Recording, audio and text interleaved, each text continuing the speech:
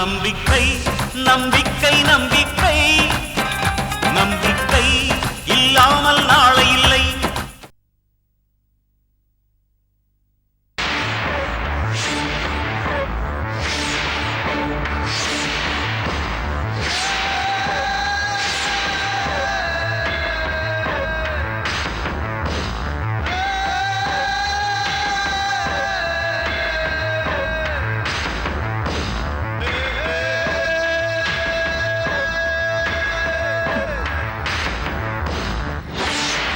அருணா,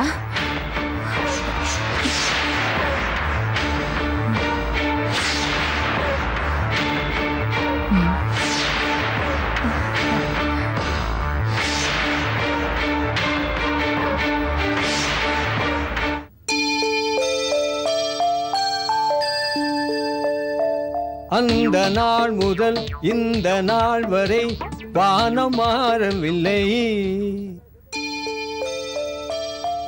வான்மதியும் மலரும் நீரும் கடலும் நதியும் மாறவில்லை, மனிதன் மாறிவிட்டான்.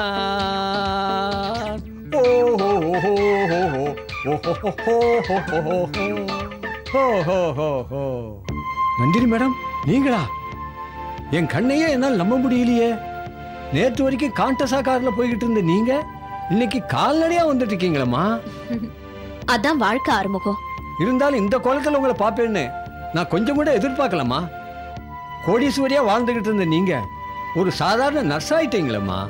சாதாரண நர்ஸ்னு சொல்லி இந்த தொழிலை கேவலப்படுத்தாதீங்க ஆறுமுகம்.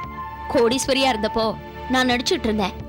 ஆனா இப்பதான் நந்தினி நர்ஸா வாழ்ந்துகிட்டு இருக்கேன். அம்மா, ராம்கோபால் சொத்து மேல சிந்தாமணி அம்மாவுக்கும் வக்கீல் கிருஷ்ணாவுக்கும் எப்பவுமே ஒரு கண்ணு. சிட்டி பாபுவை கைக்குள்ள போட்டுக்கிட்டு கரெக்டா காய நகர்த்திட்டாங்கம்மா. உழைக்காம வர எந்த சொத்தும் நிலைக்காத ஆறுமுகம். அம்மா, நீங்க தான் இப்படி எல்லாம் தத்துவம் பேசிட்டு இருக்கீங்க. இங்க பாருங்க, நாட்டுல அவங்க அநியாயம் பண்ணிட்டு ஓஹோன்னு வாழ்ந்துகிட்டு இருக்காங்க. இப்பெல்லாம் கடவுள் நல்லவங்களை கைவிட்டுறாரு, புத்திசாலிகளுக்கு தான் சப்போர்ட் பண்றாரு. பரவாயில்லையே, நீங்க கூட நல்லா பேச கத்துக்கிட்டீங்க. எல்லாம் சிந்தாமணி அம்மா கிட்ட கத்துக்கிட்ட அனுபவம் தான். அம்மா, சிந்தாமணி அம்மா கிட்ட இத்தனை வருஷமா பேசத்தான் கத்துக்கிட்டேன், இன்னும் வாழ கத்துக்கலையம்மா. மத்தவங்க கிட்ட உண்மையா பழகுங்க, நிச்சயம் உங்களுக்கு ஒரு நல்ல வாழ்க்கை அமையும். டியூட்டி டைம் ஆச்சு, நான் வரேன். சரிம்மா. இந்த கத்திரி வெயில்ல சைக்கிளை மிதிச்சுக்கிட்டு போறதுக்குள்ள என் உயிரே போயிடும் போல் இருக்கு. நமக்கு எவன் சொத்தும் கிடைக்க மாட்டேங்குது.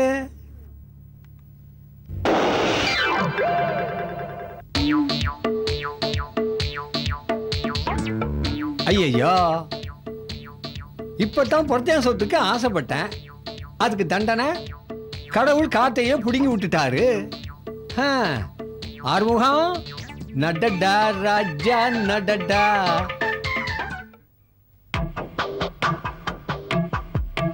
வணக்கம் சிந்தாமணிமா. வாங்க கிருஷ்ணா சார். ராம்கோபால் சொத்தெல்லாம் சிட்டிபாபு பொண்ணு பேருக்கு எப்ப மாறும்? அம்மா, அந்த முயற்சியில் தான் நான் இருக்கேன். சொத்து பூரா ஒரே லிட்டிகேஷனா இருக்கு, ஒவ்வொன்னுத்தையா உடைச்சுக்கிட்டு இருக்கேன். சீக்கிரம் உடைங்க, இல்லன்னா நீங்க உடைக்கிறதுக்குள்ள நந்தினி ஏதாவது ஆக்ஷன் எடுத்துருவாளோன்னு எனக்கு பயமா இருக்கு. சிந்தாமணி அம்மா, நந்தினிக்கு போய் பயப்படலாமா? அம்மா, இப்ப அவ கோடீஸ்வரர் ராம்கோபால் பொண்ணு இல்ல, சாதாரண நர்ஸ்.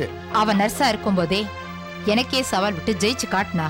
சிந்தாமணி அம்மா, நிலவரம் இப்போ முன்ன மாதிரி இல்ல, ரொம்ப மாறிடுச்சு.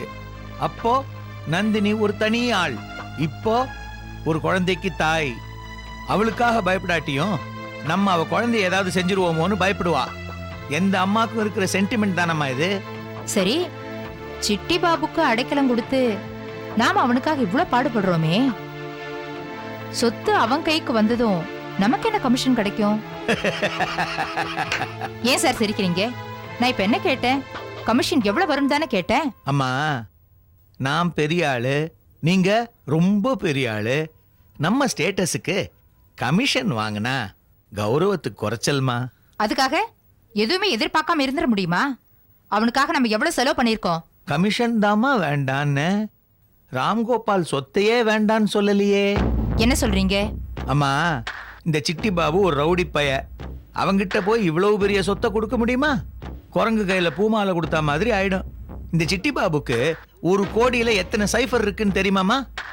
அதனால மொத்த சொத்தை அவனுக்கு கொடுக்காம சுத்தமா நம்ம அடிச்சிடலாங்கிறேன். எப்படி சௌகரியம்? அவன் கேட்டா என்ன பண்றது? அவனே ஒரு ரவுடியாச்சே. சிந்தாமணி அம்மா, ரவுடிகளை என்கரேஜ் பண்றதே நம்மள மாதிரி கோடீஸ்வரன்களும் பெரிய ஆட்களும் தான்.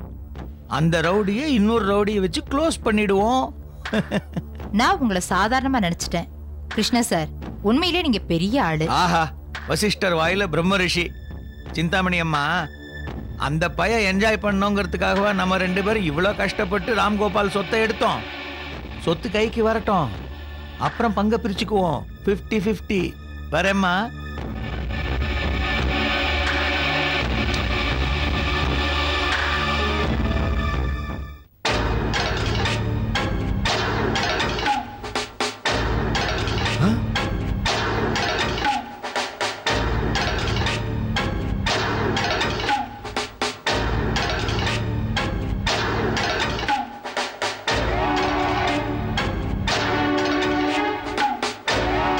அருணாமா, நீங்களா? அடாடாடாடாடா, உங்களை பார்த்த உடனே சிந்தாமணி அம்மா சின்ன வயசுல எப்படி நடந்து வருவாங்களோ அதே மாதிரி இருக்குமா?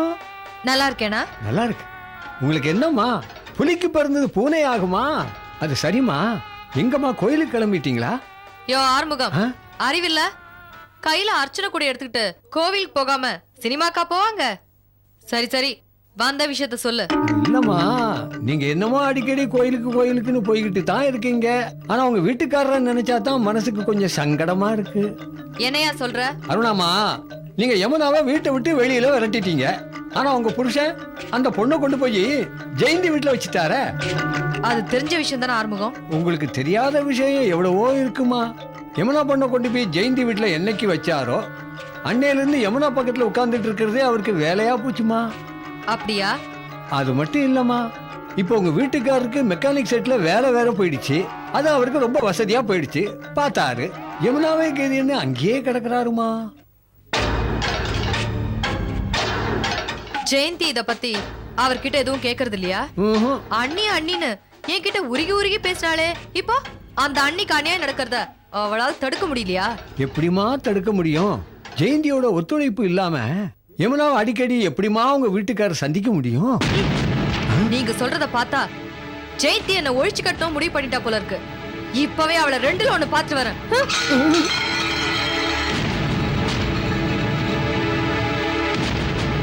ஆறுமுகம், இங்க வா. அம்மா, எப்படிமா? நீங்க சொன்னபடி நான் கரெக்டா நடிச்சிட்டேன்ல? நீங்க கூட பார்த்திருப்பீங்களே. ஆறுமுகம், நடிக்கிறதுக்கு உனக்கு சொல்லியா தரணும்? அம்மா, இப்ப என்னம்மா பாத்தீங்க? அம்மா, அந்த காலத்துல ஸ்பெஷல் நாடகத்துல நான் ராஜ பாட்டு போட்டுக்கிட்டு பாடிக்கிட்டு வருவோம் பாருங்க. அதை ஏன் கேக்குறீங்க? திரிலோகமும் புகழும் சுந்தர வீர வீர சூரன் நானே. சீ, நிறுத்தியா? உன் மூஞ்சிக்கு சேவகன் வேஷம் கொடுத்திருப்பாங்க. என்கிட்டே ராஜபாட்டுன்னு கதை விடுறியா? ஒழுங்கா இரு, இல்லன்னா உன் வேலை போயிடும். ஆமா, நான் சேவக வேஷம் போட்டது இந்த அம்மாவுக்கு எப்படி தெரியும்? சிந்தாமணிக்கு தெரியாதது இந்த உலகத்துல எதுவுமே கிடையாதுப்பா.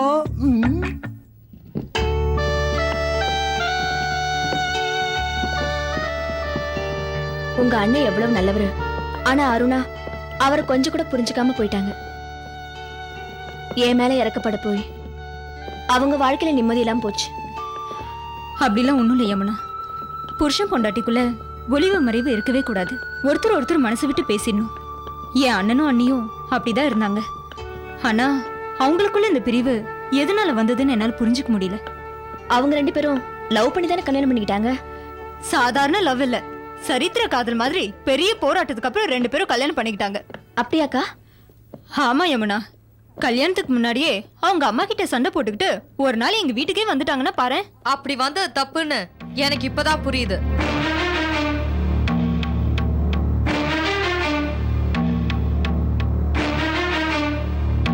என்னடி அப்படி பாக்குற? இங்க என்ன பண்ணிட்டு இருக்க? அக்காவுக்கு உதவி பண்ணிட்டு இருக்கேன். ஆ, எனக்கு உதவி பண்றேன்னு என் புருஷனை என்கிட்ட இருந்து பிரிச்சு இங்க கூட்டிட்டு குடும்பம் நடத்துறேடி. அண்ணி, முதல்ல இந்த மாதிரி எல்லாம் பேசுறதை நிறுத்திட்டு உண்மை என்னன்னு புரிஞ்சுக்க முயற்சி பண்ணுங்க. நீங்க நினைக்கிற மாதிரி யமுனா தப்பான பொண்ணு இல்ல. அவ பிரிச்சது ஏன் புருஷனை, உன் புருஷனை பிரிச்சிருந்தா உனக்கு வயிறு எரிஞ்சிருக்கும். அக்கா, நீங்களும் உங்க புருஷனும் நான் அனாதையா நிக்கும் போது அடைக்கலம் கொடுத்தீங்க. உங்க குடும்பத்துக்கு போய் நான் துரோகம் நினைப்பேன் அக்கா. நினைச்சிட்டியேடி, அதான் ஹாஸ்பிடல் வரைக்கும் போய் உங்க பொழப்பே நாரி போச்சே.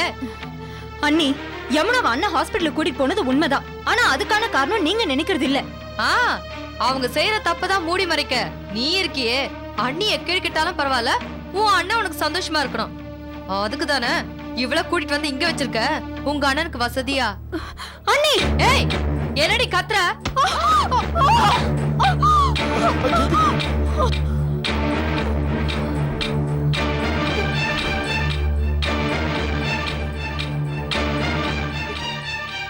எதுக்குடி இந்த வீட்டுக்கு வந்த? என் தங்கச்சி மேல கை வச்சியா? வெளியில போடி. ஏன் என்ன விரட்டுறீங்க? நான் இங்க இருந்தா உங்க உண்மை எங்க தெரிஞ்சிருமோன்னு பயப்படுறீங்களா? நீ எல்லாம் ஒரு பொண்ணாடி. அதனாலதான் நீங்க யமுனா வச்சிருக்கீங்களா?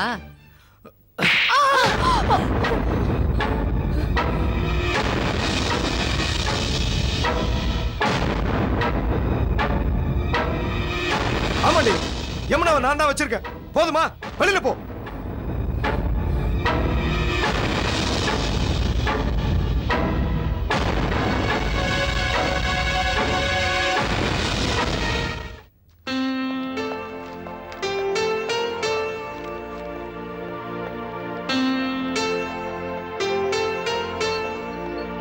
Good morning sister. வாங்க வேணு, எப்படி இருக்கீங்க? நல்லா இருக்கேன். அம்மா எப்படி இருக்காங்க? நல்லா இருக்காங்க சிஸ்டர். அம்மாவுக்கு சுகர் ரொம்ப ஜாஸ்தியா இருக்கு. அதனால உடம்புல எங்கேயும் அடிபடாம பாத்துக்கங்க. வயசாயிடுச்சு இல்லையா? அதனால பாத்ரூம் போகும்போது யாராவது ஒருத்தர் கூட போங்க. ஏற்கனவே வழுக்கி விழுந்ததுனால தான் இவ்வளவு பிரச்சனையும். இனிமேலாவது இப்படி நடக்காம பாத்துக்கங்க. எல்லாருக்கும் நல்லது நினைக்கிறீங்க, உங்களுக்கு மட்டும் என் சிஸ்டர் சோதனை. கப்பல் மாதிரி கார்ல போயிட்டு இருந்தீங்க. அதான் நீங்களே சொல்லிட்டீங்களே கப்பல் மாதிரின்னு. அந்த கப்பல் இப்போ மூழ்கி போச்சு. எனக்கு இந்த ட்ரெஸ் தான் பிடிச்சிருக்கு. ராம்கோபால் சாரோட சொத்தை அடிச்சவங்க அவர் செய்ய வேண்டிய காரியத்தை கூட செய்யாம விட்டாங்களேம்மா. 16வது நாள் சடங்கை கூட செய்யலையம்மா. இப்படி செய்யாம விட்டா அவரோட ஆத்மா சாந்தி அடையுமாம்மா. அவங்க காரியம் முடிஞ்சு போச்சு. அதான் அப்பா காரியத்தை மறந்துட்டாக போல் இருக்கு. மிஸ்டர் வேணு, எனக்கு ஒரு உதவி செய்ய முடியுமா? சொல்லுங்க சிஸ்டர். அவங்கெல்லாம் சேர்ந்து என்னை வெளியே விரட்டிட்டதுனால எங்க அப்பாவுக்கு நான் மகள் இல்லைன்னு ஆயிடுமா? எங்க அப்பாவுக்கு செய்ய வேண்டிய காரியத்தெல்லாம் நான் செஞ்சிடுவேன். அதுக்கு ஏற்பாடு செஞ்சு கொடுத்தா போதும். நிச்சயமா செய்யறேம்மா. உங்களுக்கு செய்யாததா? நான் வரேம்மா. ரொம்ப தேங்க்ஸ்.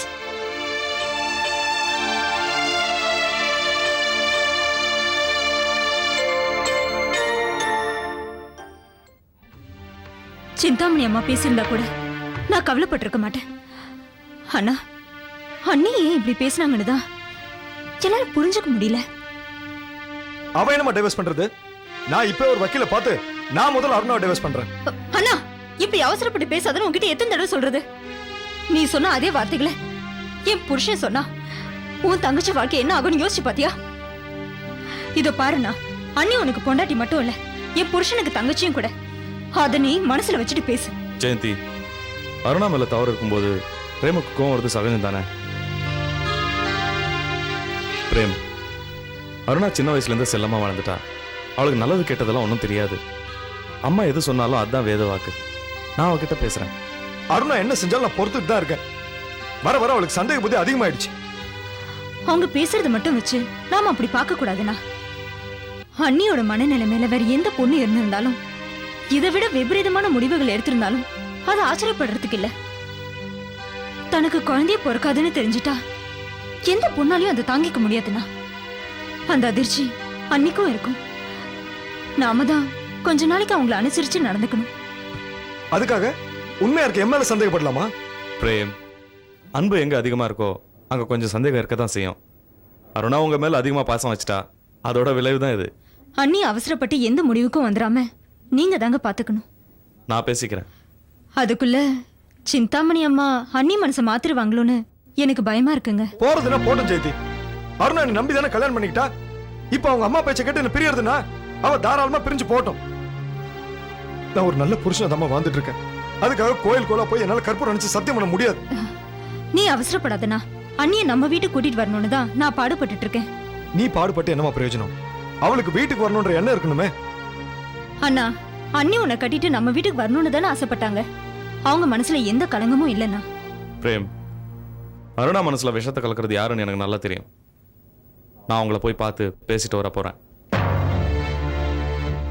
எந்த வீட்டில் நான் சாகிற வரைக்கும் என் காலடி படக்கூடாதுன்னு நினைச்சனோ அந்த வீட்டுக்கு நான் மறுபடியும் போறேன். என் தங்கச்சி வாழ்க்கை கெட்டக்கூடாதுங்கிறதுக்காக போறேன்.